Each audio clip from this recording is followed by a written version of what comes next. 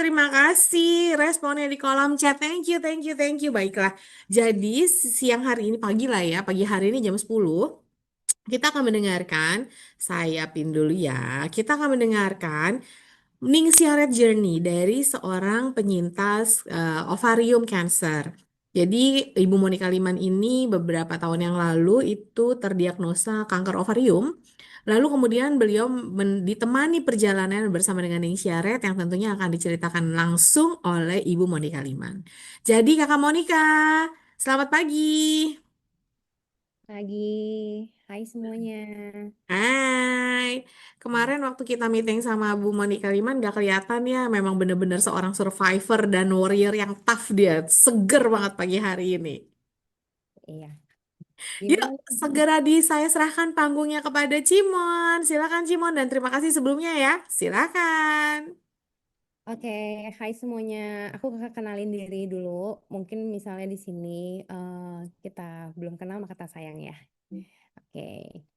Nah, aku tuh umur 35 tahun ini. Tahun ini 36 berarti. Aku sekarang udah memiliki dua orang anak yang nanti aku akan ceritain di story. Terus oil favorit aku Peace and Calming, tapi for this morning aku pakai Veller.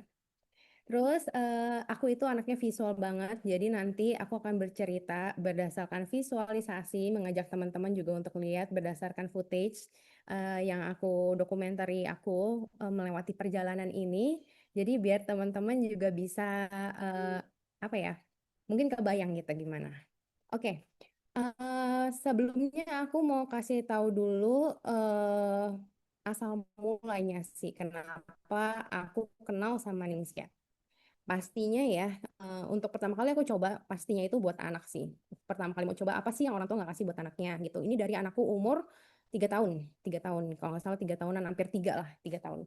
Jadi Ningxia ini aku udah kenal udah lama dari sebelum Ningxianya juga ada masuk di Indonesia. Jadi aku kasih dia, terus aku ya udah semua sebenarnya all out buat anak. Kalaupun buat diri aku sendiri paling kayak ada sisa 1 2 biji gitu ya namanya mama ya kita yang minum. Kalau misalnya dia asam atau segala macam.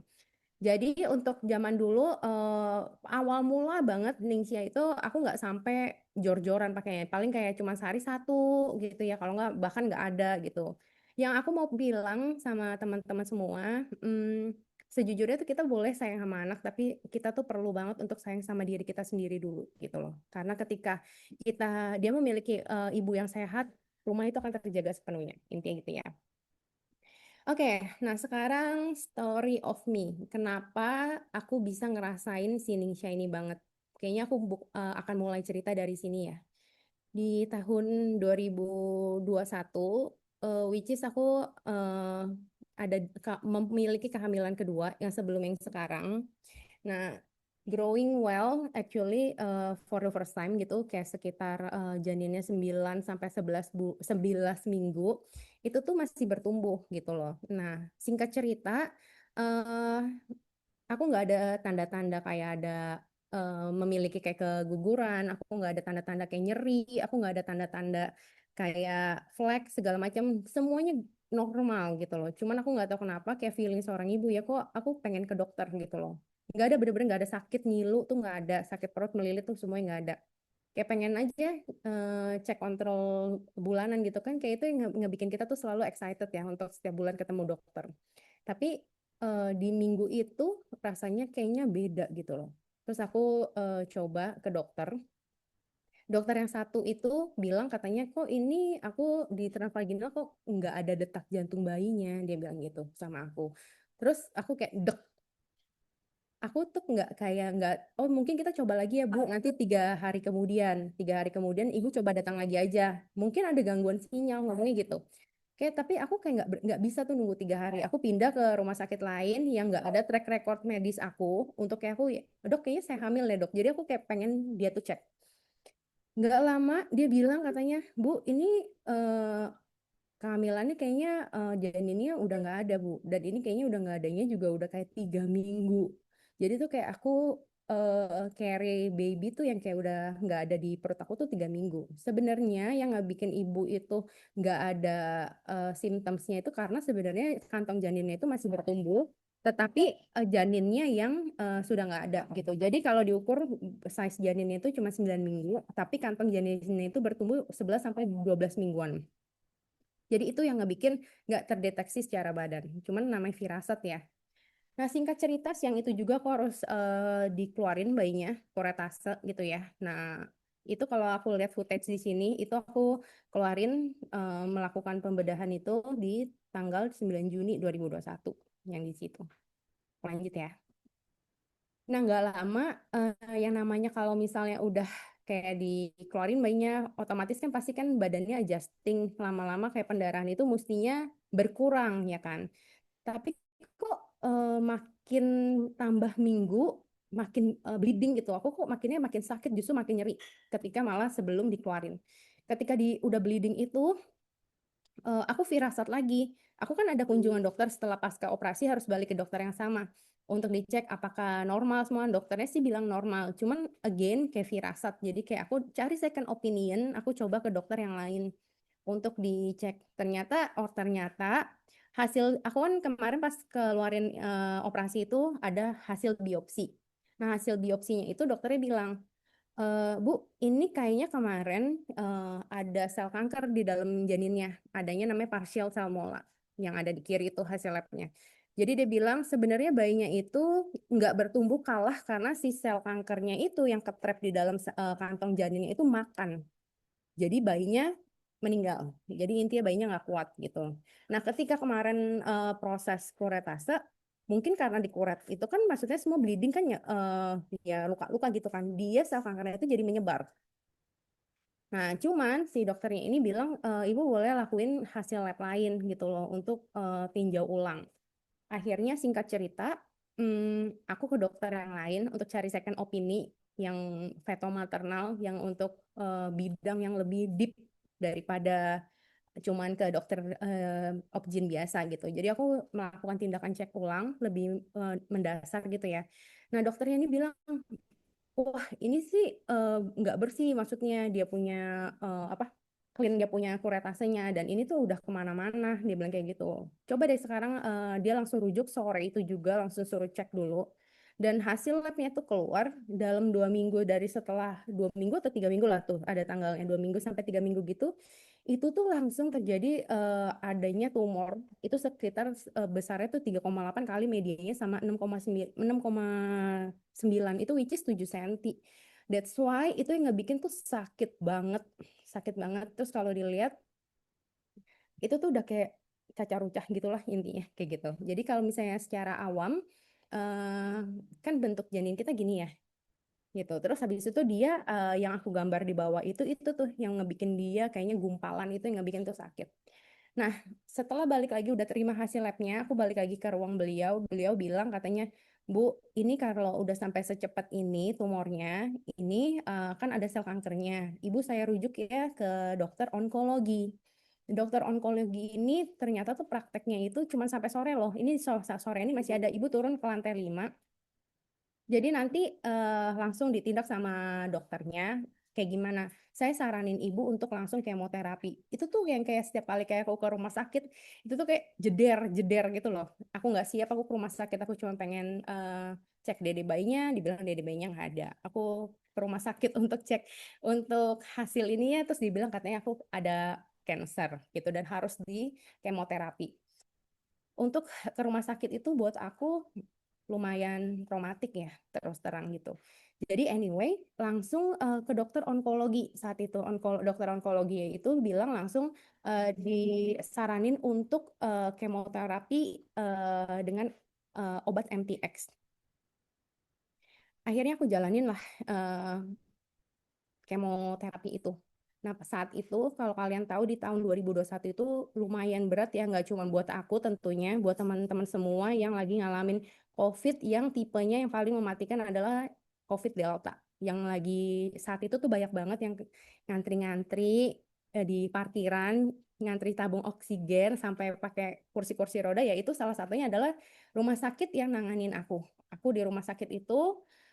Terus ya itu rumah sakit yang satu-satunya lagi aku pakai untuk kemo dan dia terima untuk karantina COVID dong.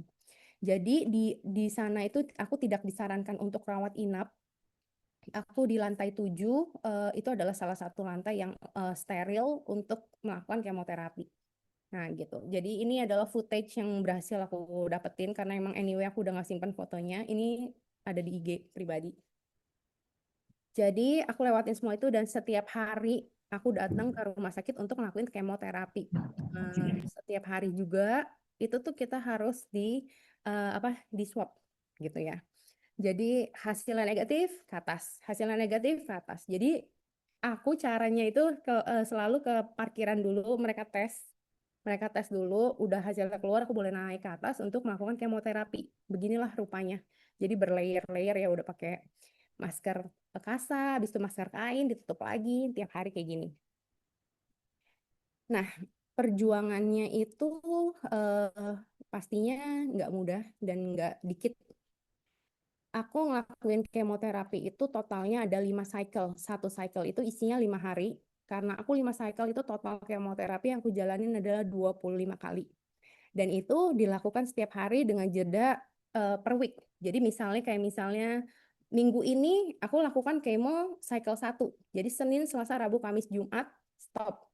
Habis itu minggu depannya bolong seminggu untuk badannya recovery. Karena kalau teman-teman tahu ya obat kemoterapi itu sangat amat eh, toksik banget, sangat makanya dia kan bisa ngenetralin dan mematikan semua sel-sel baik maupun sel-sel jahat itu udah dimatikan lah semua jadi satu. Intinya badannya nggak akan kuat kalau misalnya dengan obat ini aku langsung blast cycle 25 kali.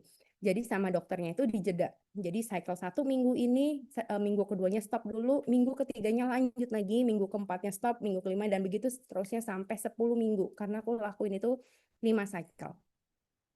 Dan kalau teman-teman tahu, aku kemoterapinya itu masukin obat yang hazard, yang kalau sebenarnya netes aja setetes itu tanpa apa namanya obatnya netes ke badan itu kayak bakal kebakar karena itu tuh obatnya panas banget.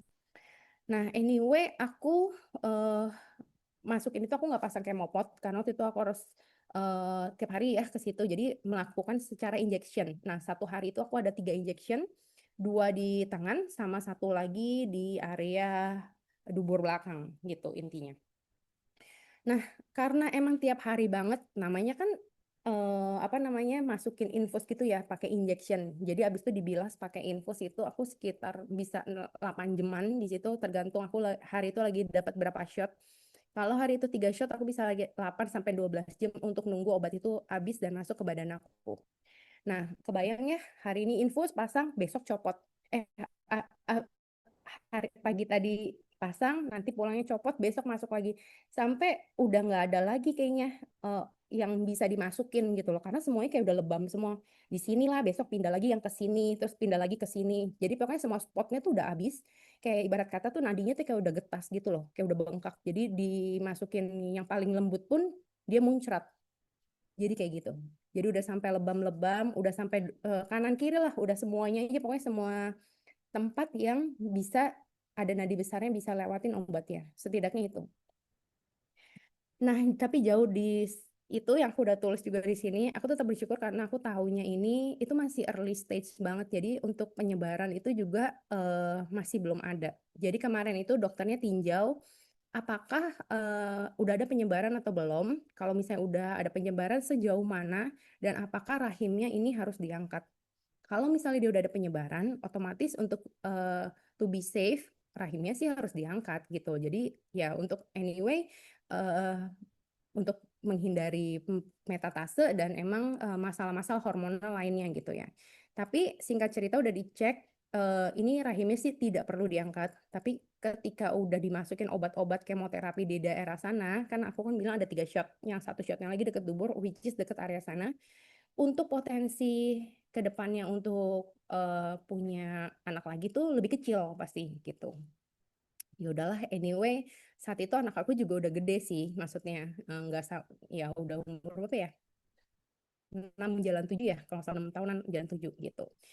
Oke, lanjut cerita, aku lewatin semua ini sampai 25 kali. Oke, nah tapi yang bikin aku amazed kenapa sama si Ningxia ini? Aku nggak bilang sekali lagi aku sembuh karena Ningxia, karena aku ikutin semua medication protokol dari dokternya, obat-obat kemoterapi yang aku masukin. Cuman kalau aku boleh sharing hari ini, Ningxia itu tuh bantu banget untuk aku bisa makan. Karena kalau teman-teman tahu, obat kemoterapi itu tuh rasanya apa ya? Panas banget, panas banget. Terus mual banget, badan tuh nggak enak, uring-uringan, nggak bisa tidur, pastinya susah tidur karena sebenarnya kan obat kemoterapi itu toxic full banget. Itu tuh inflamasi di badan aku tuh baik banget. Bibirnya kering, sariawan, kayak pokoknya tenggorokannya sakit. Intinya semua kayak gitu karena emang kayak dilebur aja dalemannya tuh bener-bener nggak enak banget. Badan tuh panas banget sampai aku kocrotin mandi tuh pakai peppermint kalau teman-teman tahu. Ningxia ini tuh aku minum udah nggak sayang. Kalau teman-teman tahu, aku udah kayak nggak sayang, nggak hitung lagi berapa. Karena fokusnya aku adalah aku tuh harus sembuh. Aku tuh harus sembuh. Aku tuh harus apa? Aku masih punya anak juga di rumah yang harus aku jaga. Ningxia tuh aku glek-glek satu botol itu 750 mili. Itu tuh habis sama aku 3 hari doang maksimal. Itu maksimal tiga bisa 2 sampai 3 hari karena aku minumnya udah nggak ketaker sih sebenarnya. Kalau misalnya mau pakai sasetan, aku bawa ke rumah sakit aja 2 saset. Pulang tuh aku minum lagi sebelum tidur yang di botol. Jadi tuh udah berapa? Kalau 2 saset aja sudah 120 mili kan. Tambah yang aku minum pagi sama yang aku minum malam. Itu tuh sehari bisa hitungannya 4 sasetan kali ya gitu. Nah itu tuh aku udah nggak hitung semua IR aku semuanya aku beliin tuh Ningxia saat itu sama oil-oil beberapa yang ngebantu untuk bikin badan aku tuh relax, bisa tidur. Itu tuh yang terpenting. Sama kalau untuk orang kemoterapi, mereka tuh paling susah untuk makan. Tapi kan kalau nggak makan itu biasanya orang banyak yang lapse gitu ya. Orang kemo gitu kenapa kurus, kenapa terlihat kayaknya sakit gitu ya. Sakit banget karena mereka tuh apa ya, nggak bisa makan, asupannya kurang karena obat-obatan yang masuk ke dalam diri mereka itu yang ngehambat. Udah emang obatnya keras, nggak diisi makanan dan nutrisi yang bagus, jadinya habis badannya biasa gitu. Makanya yang aku bisa terima kasih banget sama Indonesia adalah aku bisa makan. Bahkan aku bisa jajan gitu loh. Yang aku bilang tadi di lantai 7 itu, di rumah sakit itu hanya lantai 7 yang steril, yang emang bisa untuk karantina, bukan karantina apa ya, steril jadi bisa untuk treatment si kemoterapi. Karena cuma satu lantai, jadi maupun aku punya yang VIP pass, aku harus share. Karena ini kan kayak sakit kritis ya. Jadi sakit kritis ada satu ketika aku satu ruangan itu berdua dengan kondisi penyakit yang sama. Jadi sebelahku tuh sama serupa sama kayak aku. Dia juga harus kemoterapi yang obat yang sama. Aku udah masuk cycle 3, dia itu baru cycle 1. Itu tuh beda banget. Susternya tuh bilang beda banget. Ibu minum apa? Ibu makan apa? Gitu. Ibu makan apa? Kok maksudnya ibu tuh seger banget. Sebelah aku itu tuh udah yang kayak mukanya udah kuyu banget. Terus dia kayak muntah kan kalau masuk dikit itu tuh kan kayak ke trigger ya mual banget nggak enak banget deh pokoknya muntah dia tuh samping sebelah aku tuh udah muntah-muntah aku yang kayak dengerinnya udah yang kayak gimana gitu aku masih enjoy food aku masih bawa laptop aku masih nonton masih bikin PPT masih bawain kelas buat memberku tuh yang di situ jadi itu kenapa aku foto kamarnya karena hari itu di Kemo 19 itu eh, aku mau cerita dikit, di hari itu aku masuk cycle ketiga dan aku tanya teman partner aku yang di sebelah itu mana gitu loh, kok aku hari ini sendiri. Dia bilang katanya udah dipindahin ke rumah sakit lain, rumah sakit kanker lain karena dia udah metastase sampai ke kanker otak gitu. Nah, itu yang aku mau cerita.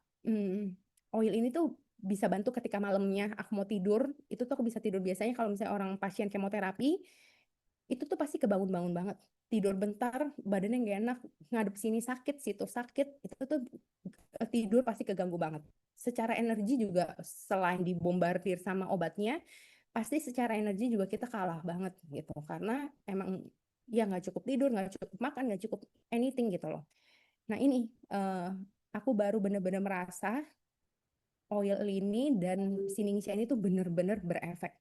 Emang ya kalau misalnya kita nggak ngalamin sendiri, kalau misalnya kita sehat, mungkin kita nggak gitu ngerasain manfaatnya. Tapi ketika kita sakit, apalagi kayak kemoterapi itu kayak badannya tuh bener-bener di reset at all, itu tuh berasa banget.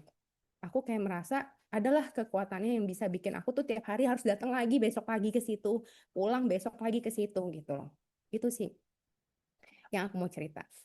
Tapi nggak selesai di situ ya. Aku cuma mau cerita dikit kenapa aku percaya banget sama Indonesia anyway. Ningsianya juga aku udah tanya sama dokter aku, dok, aku boleh nggak konsumsi ini? Apakah ganggu aku punya treatment kemoterapi ya dok? Dia bilang it's okay. Ini katanya isinya cuma jus buah dan ini cuma super drink doang. Kamu boleh minum kalau emang kamu rasa kamu enak pakai ini. Nah, karena di keluarga aku kan aku Chinese tradition gitu. Kayak kalau kalian tahu kayak sakit dikit kita di Ciapo. Pokoknya rata-rata yang dipakai itu ya bahan dasarnya si goji berry gitu. Aku searching-searching juga di internet, maksudnya sebelum aku konsumtif gitu kan. Apalagi kalau penderita cancer itu nggak main-main gitu. Jadi aku cari tahu si goji berry itu ternyata tuh apa tanamannya itu buahnya itu sebenarnya buat apa gitu loh. Bisa bantu sejauh mana. Ternyata itu emang bagus kalau misalnya untuk penderita cancer gitu. Nah, anyway, jadi aku terusin sama si Ningxia ini. Terus aku minum juga sining syarat karena emang sama isinya. Kenapa? Maksudnya seberapa banyak buah si goji berry yang bisa aku makan dalam satu hari. Kalau di stop ngambang-mengambang gitu kan cuma sedikit. Jadi tuh kebetulan banget dan kita punya source-nya. Jadi aku minum sining syarat itu banyak-banyak dan emang aku berasa khasiatnya gitu ya teman-teman. Nah, ini yang tadi aku udah mention. Ini adalah hari terakhir aku, foto hari terakhir aku 25 kali kemoterapi rupanya begini. Dan itu aku selesai kemoterapi itu di bulan September 2021. Nah, di 2022-nya itu aku harus cek ke dokternya itu per 4 bulan, 3 bulan, 2 bulan, sebulan, sebulan kayak gitu. Untuk apa ngecek ngecek bulanannya. Nah, nanti untuk setelahnya itu ceknya tahunan. Jadi di 2023 itu aku di full cek sama dia dan aku dinyatakan udah clear. Jadi aku dinyatakan fully recovery sampai hari ini, puji Tuhan banget. Nah, terima kasih banget nih. Maksudnya dengan aku bisa survive lewatin ini gitu ya. Nah, aku juga ngulik mulai dari situ tuh kayak hati bergejolak banget. Wah, ini tuh bagus nih. Jadi tuh si Ningsia ini tuh emang aku butuh banget gitu. Jadi gimana aku pakai di semua source. Aku tuh pokoknya adding Ningsia lah sampai se-freak itu. Jadi aku bikin aku bakers anyway. Aku jadi suka baking. Aku semuanya aku masuk-masukin ini aja Ningsia gitu loh. Gimana caranya asupan Ningsia aku bisa terus tercukupi setiap harinya. Jadi nggak cuma dari minum aku jadiin lala lili banyak banget. Itu tuh aku pakai Ningsia. Nah, ini juga unexpected banget yang aku mau cerita anyway. Jadi ini setelah pulang dari challenge Maroko, kalau nggak salah itu tahun lalu. Jadi di Januari 2024 itu, aku tuh sama teman-teman tim aku ikut yang namanya Ning Syarat karena waktu itu program BMR belum ada ya masuk Indo. Jadi aku ikut Ning Syarat yang hitungan minumnya tuh kayak gini. Nih di day 1 aku tuh minum 6 saset di day ini, aku minum di day 4 sampai 14 3 saset dan itu seterusnya. Nah, itu kan dengan kapasitas yang lumayan ya. Sekemo-kemonya aku dulu aku minum paling 4 sampai 5 saset. Ini tuh aku ngikutin. Jadi itu kan kayak dosnya itu lebih lebih lagi kan gila banget satu hari tuh 6. Tapi aku coba ikutin. Aku ikutin ini 2 cycle. Cycle pertama yang aku ikutin adalah, kok aku merasa kayaknya badan aku tuh malah jadi ngantuk banget. Ternyata tuh adalah respon tubuh aku yang udah kecapean banget. Jadi badan aku tuh minta aku shutdown untuk istirahat. Jadi selama 3 hari tuh aku merasa tuh badan aku hibernasi. Badannya tuh ngeluh, lu harus istirahat deh. Jadi tuh hasil dari Ningxia yang kita asup itu tuh di setiap badan tuh beda-beda. Nggak selamanya kamu minum Ningxia dengan high dose gitu ya, itu langsung kayak super energik. Nah, itu tuh sebenarnya ningsianya itu tuh bekerja bagus banget untuk penyerapan kita punya badan gitu loh. Jadi badan kita akan lebih bekerja dan respon tubuhnya lebih bagus. Saat itu respon tubuh di aku tuh adalah ngantuk parah karena badan itu capek banget. Adalah beberapa minggu sebelumnya itu aku emang kurang tidur. Jadi ya udah badannya minta tidur. Habis itu di hari ketiga pas aku awake itu tuh mata aku lebih kayak apa ya, kayak orang abis tidur cukup gimana sih matanya terang banget kayak super energik kayak gitu. Aku berasa badan aku sih jauh lebih fit. Nah, abis itu ya kita kan di grup kita kayak ala-ala apa namanya kita share kita makan apa. Jadi tuh secara nggak langsung tuh pola makan tuh membaik. Aku juga waktu itu saat itu rajin banget olahraga badminton. Jadi tuh kayak badan aku fit. Aku minumnya ningsianya juga high dose banyak banget. Terus tidur aku tuh gara-gara si ningsia ini tuh jam 9 tuh setengah 10 maksimal aku udah tidur. Biasanya aku tidur jam 11 jam 12. Jadi tuh kayak udah ngantuk gitu. Badannya udah enak buat tidur. Nggak nyangka ini sih aku sih nggak pernah nyangka ya karena kan dokter dulu bilangnya ya udah susah gitu loh, udah susah untuk punya anak. Jadi aku emang nggak planning untuk ini ya, tiba-tiba di Maret itu kok aku mual-mual itu rada beda, terus aku iseng aku tes pack, terus aku hamil. Aku baru sadar itu di minggu kelima jalan keenam. Itu pun aku masih main badminton gitu. Aku nggak sadar. Nextnya, ini gara-gara aku kayak dikasih sebuah chance sih untuk aku bisa apa ya, untuk aku bisa gali gitu. Aku lucu aja gitu. Aku kan selama ini udah ningsian banget. Ya udah, aku jalanin aja. Terus aku juga bawa si ningsianya ini ke Obgyn. Sekali lagi aku tanya dok, kalau misalnya aku lagi hamil, aku minum ini aman nggak, sama dokter yang lain lagi. Dia juga bilang aman.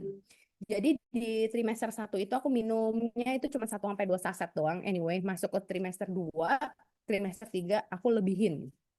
Biasanya aku minum itu di pagi. Kenapa? Karena di pagi itu aku morning sickness. Aku tuh mual. Aku tuh bisa terkapar di sofa, bisa tidur tuh sampai keringet dingin kayak gitu.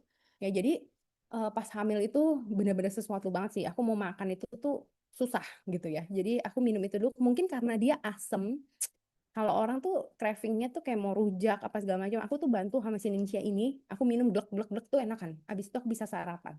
Dan itu tuh berlangsung terus. Dulu juga kayak gitu, ya kan pas zaman kemo. Sekarang kayak gini, kayak aku lebih bisa ngerti lah badan aku gimana.